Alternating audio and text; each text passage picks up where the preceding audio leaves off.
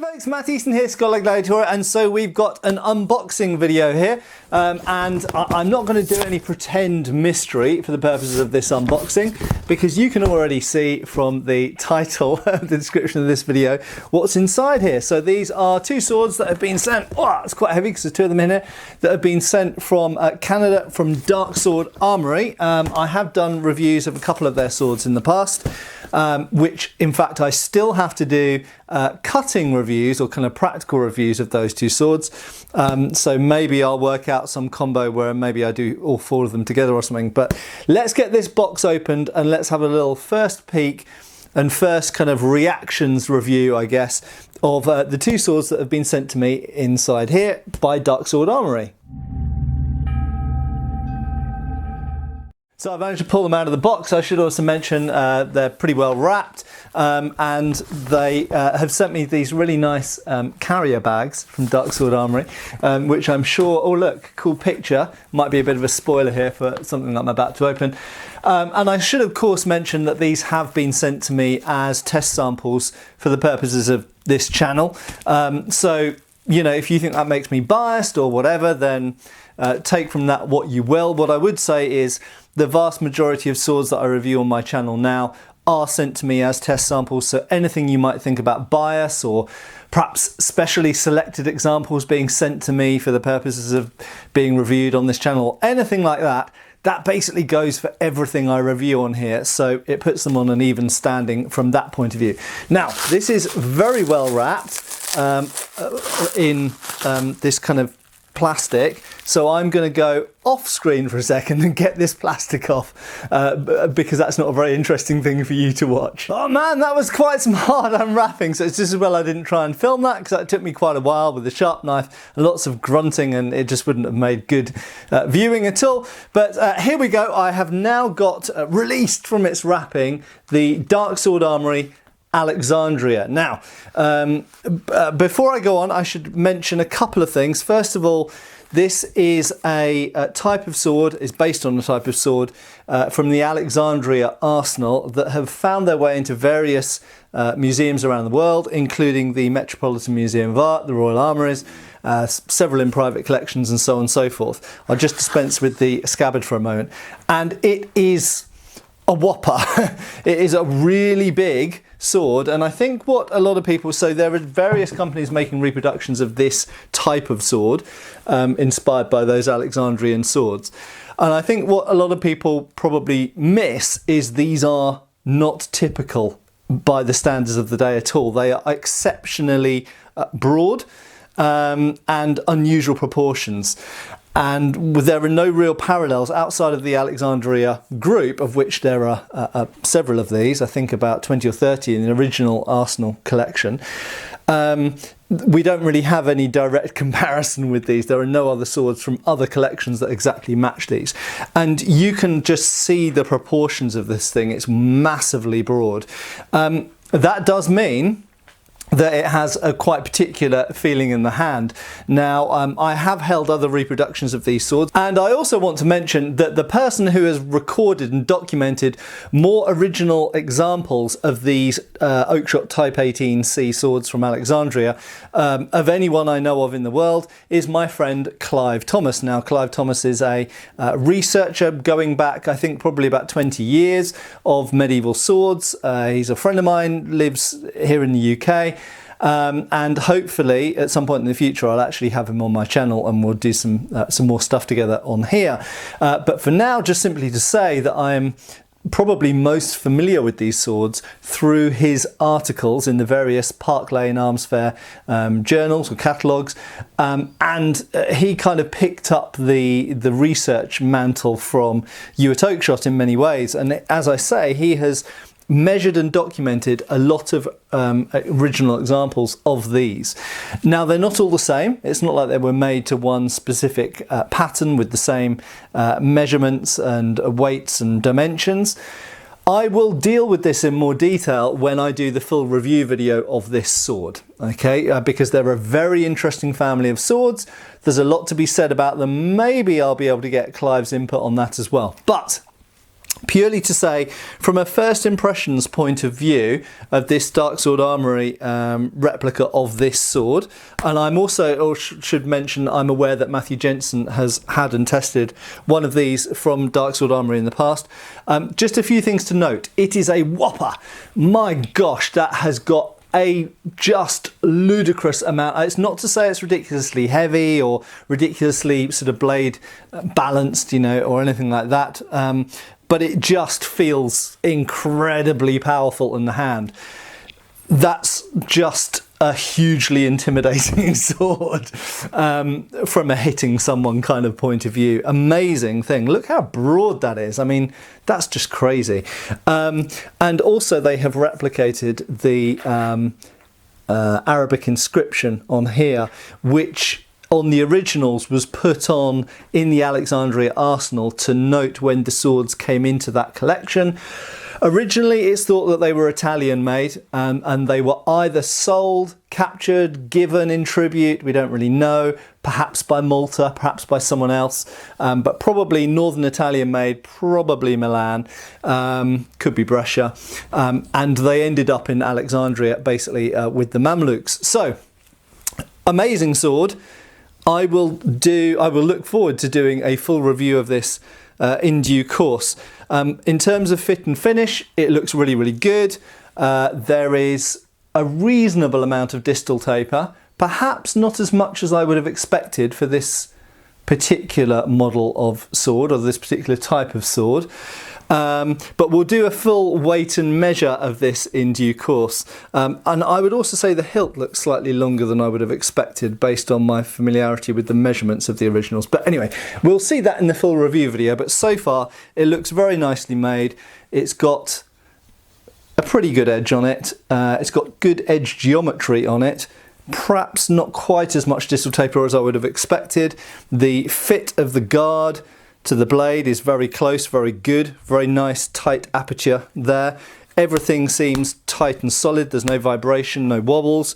The edges are straight, there's no warps or bends, no irregularities that I can notice. The pommel is in line with the crossguard and they are both in line with the edge. So yes, looks very nice so far. The only other thing I'd mention quickly before I move on to the other sword is that this type of scabbard, or rather the belt system attached to the scabbard, is not really of the right period for this sword. So whilst it's very nice that that's included, if you wanted to go for something which dates to the same time as this sword, so about 1400, then you're probably going to want a slightly later belt suspension system. But other than that, a massive and impressive sword, and I'm sure this is going to be a lot of fun to cut with. Now let's have a look at the other sword. So next up from Darksword Armory we have a new model of sword which is called the Baron, I believe. Same kind of scabbard, pretty much standard scabbard setup for Darksword Armory. So let's dispense with the scabbard for a second and have a look at the sword. So this is a more modest sized longsword, shall we say, more of a bastard sword. Still quite a long hilt on it. It's got a scent stopper style pommel, a straight crossguard, and the most characteristic feature of this sword you'll notice is the double fullered blade, with the fullers running pretty close to the tip. So first impressions of this sword is it's nice. It's obviously lighter than the Alexandria, which is a massive sword. So this is more kind of typical bastard sword or long sword sort of weight. It's not particularly long blade, incidentally. It's a relatively sort of probably shorter than average for a long sword length blade, but quite a long hilt on it, which makes it quite a manoeuvrable and quick sort of nimble little sword in tight spaces. And I've got to say, I really like the proportions of it. I think it's a very, very good looking sword. In terms of the fit and finish, Darksword Armory, I have to say, one thing that they're really nailing and really getting good is the grips. Their grips are as good as any of the other top end makers and even custom makers that I have seen. So it's a cord impressed leather wrapped grip over a wooden core. Really, really nice finish on it. Very, very nice look. Looks top grade. In terms of the fit and finish of the hilt fittings, they look great, satin polished, mild steel, I believe. I think they're cast. We'll see if there are any durability issues with those in due course. The peening is pretty well done. It's not the absolute best that I've seen.